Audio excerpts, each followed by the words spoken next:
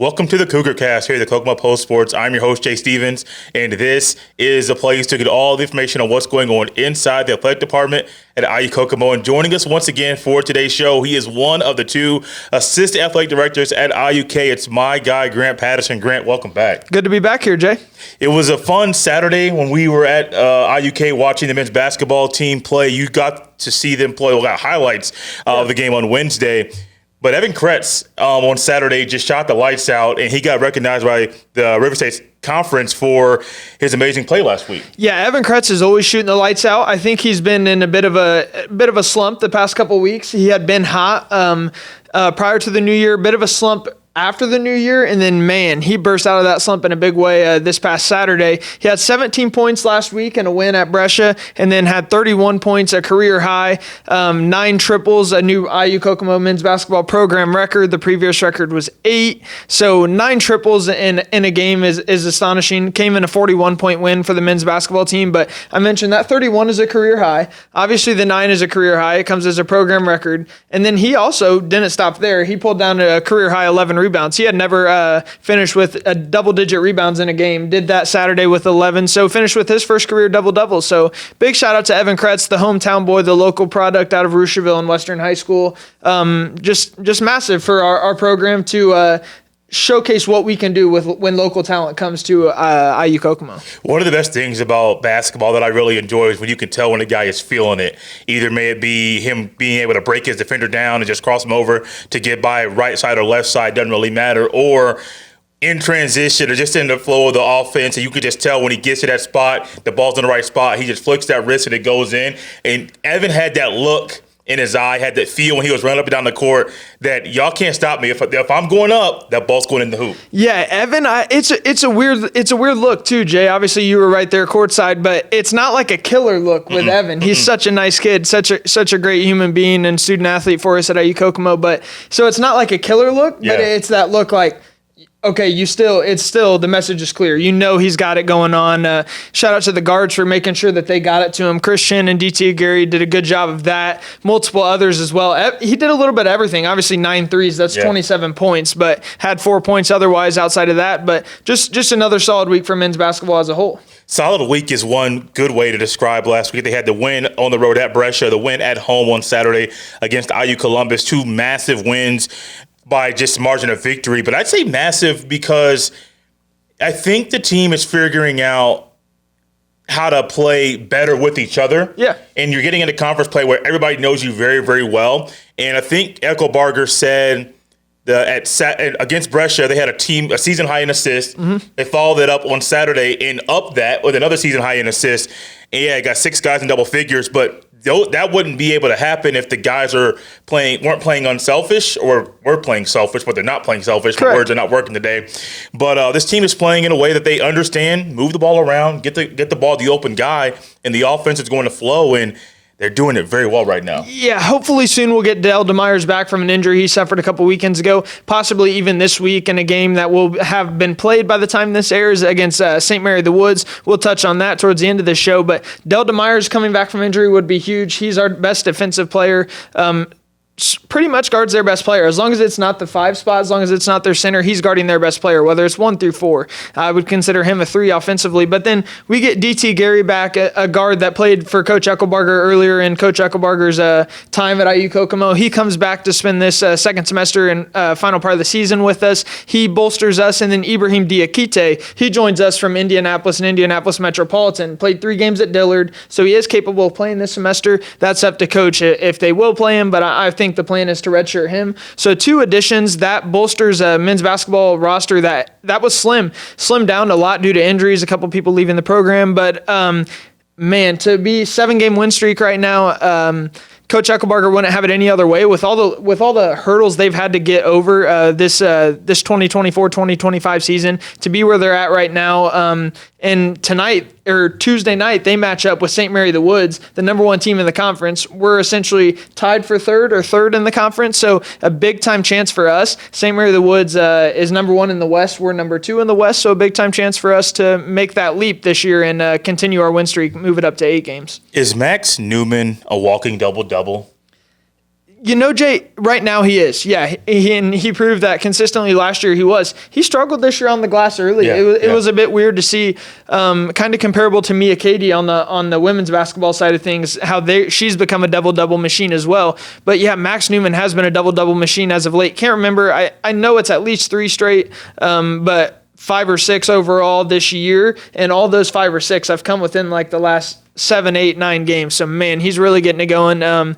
I think he could have been more aggressive offensively Saturday in the win over IU Columbus, but when you're up 40 points for pretty much all of the second half and 20 points for the end of the first half, there's no need to assert yourself. Let other guys get some shots up because they could have to step up and play a bigger role come crunch time later this season. Speaking of Mia Cady, the women's basketball team at IUK is now 6-9 on the season. They had a loss last week at Brescia on the road, but bounced back in a big way with a huge home win over IU Columbus. And Mia Cady, speaking of Max Newman having a double-double, Mia Cady had 19 points and 15 rebounds. Anna Kaiser had 16 points and 9 rebounds of her own.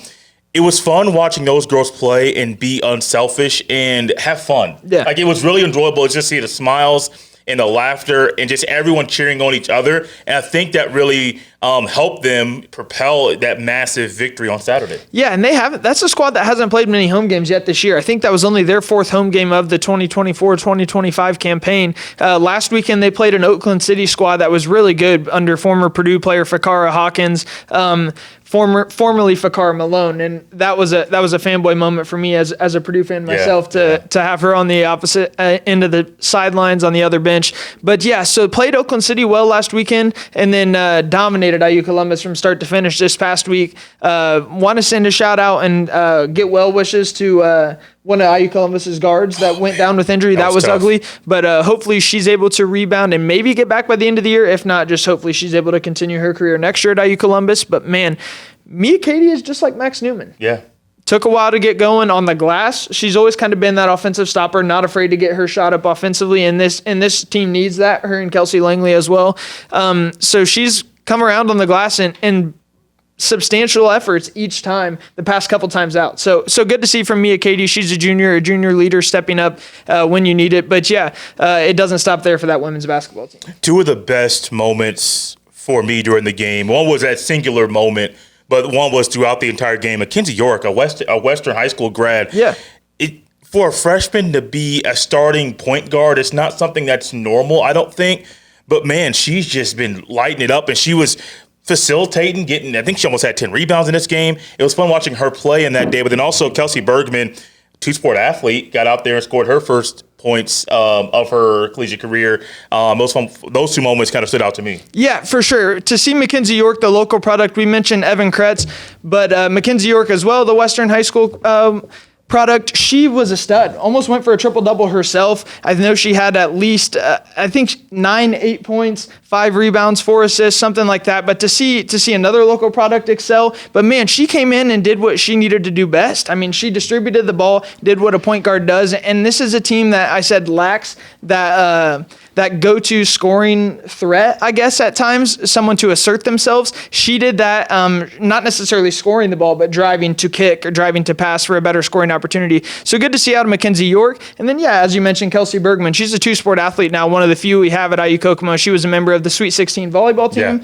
that we had this fall as a freshman. She's from Garrett, Indiana, and Garrett High School. She got in. She's on the team for the rest of the year, to be determined how that goes throughout the rest of her career. But a team that needs a little more bodies, especially in practice. But to see her get in on the and score her first collegiate points was awesome. Finished with, I believe, 2 points and 2 rebounds. So good to see for freshman Kelsey Bergman in her first career minutes. Don't know how many she'll get this year, but either way, she's playing a big role in practice to give these other bigs that we have just more depth behind them. What's coming up this week for IUK? Yeah, to be honest, Tuesday of this week is one of the bigger men's and women's basketball doubleheaders we've had in a long time, in my opinion.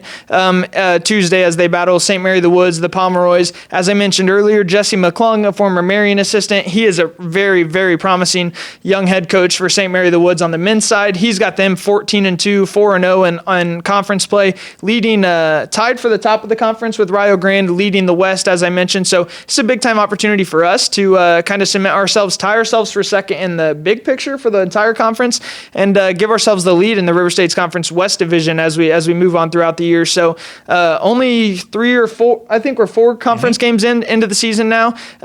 So man, it's time to make some moves here. We're getting there before you know it, Jay. So men and women are at home. Like I said, Tuesday, women are battling for third in the River States Conference West Division, a St. Mary the Woods squad that's down a bit this year, but Terry Bowe is a great head coach. He's in his 3rd year at St. Mary the Woods, so it should be a good matchup. I mean, if you come out tonight, you're really getting to steal $7 on a Tuesday night for 2 collegiate basketball games is insane at a high level, and they're playing with postseason implications, even though we're still 10 games away from the postseason beginning. Any chance that either men or women will host a game in the conference tournament? Yeah, for sure. Men are definitely looking like they're on pace to host a game in the conference tournament, at least one, hopefully maybe even 2. If you win the division, if you win the conference regular season, you're hosting every game, and you clinch your NAIA tournament berth. So hopefully we can do that. The door's definitely not closed there. Door's not closed for women either. Rio Grande's one of the best squads in the nation as we know it, but they went down, showed some vulnerability to, I believe, Shawnee State or Midway. Can't believe who it was, but they're 3-1, not 4-0. So opportunities abound for both our men's and women's basketball teams as we're in the new year now in 2025. Probably 10, 12 games remaining in River State's conference play. It's time to make a move, Jay. Indoor track and field, I know that there had been a long layoff since I think the last meet was on December 13th. But wait, no, I think you said that the throwers went somewhere recently. Yeah, December 13th was the last meet before the season. They planned on going to Mount St. Joseph Saturday, but I think Heather, our director of athletics, and Josh just decided not best if we weren't sending a full team down to Mount St. Joseph's in that weather down to Cincinnati. So I know a couple throwers.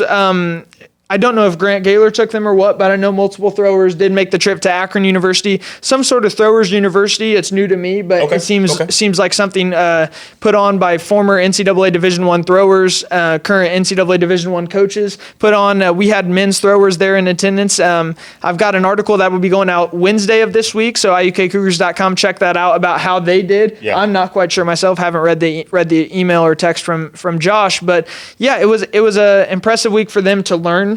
Doesn't count towards A and B standards, I don't believe. But still, a great chance to learn. I believe Saturday was developed. It was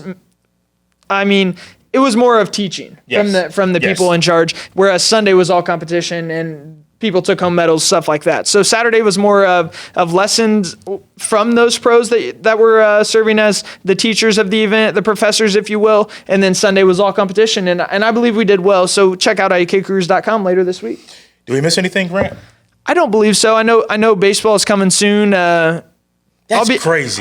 Give me a second. I'm really looking forward to going down with baseball to Louisiana. I've never been to Louisiana. Yes, I would dig that. Second week of the season, I'm going down to Louisiana with them. I'm excited to see what coverage I can provide. I haven't gone on an early season baseball trip with them for 2 years, so this will be the first time in a while. And I didn't go on any conference trips. I only went on conference tournament trip last year, and for me that's a work trip. I don't get to devote as much time towards our baseball team as much as I would like, and then at home games I'm putting on the home games, so I don't get to devote my coverage to them. So away games and going on trips are where I get to be creative myself and focus on the creative aspect of it all. So I'm excited to do that. Louisiana, the 7th to 8th of February, I believe. That'll be a long trip. It's not going to be fun. But then 2 weeks later, I'll make the trip back to Freed-Hardeman in Tennessee for the Midwest Clash. So I'll be traveling with the baseball team 2 out of the 4 early season weekends, and man, is their schedule stacked. It's insane. I know I said it's crazy that baseball is being talked about and baseball's right around the corner. Yeah. Because every time everyone right now in Kokomo looks outside, there's snow, it's cold, it's going to get colder, we're going to get more snow. I don't think baseball's right around the corner. It's just crazy to think about. Yeah, big shout out to Ken Lucas, if you will, from Lucas Home Furnishings for helping us out. He's got the event center on 31. That is an indoor facility for us. Now we've turned part of that in the back end of that, and that allows us to practice at a high level. It's a facility that we've never had in program history.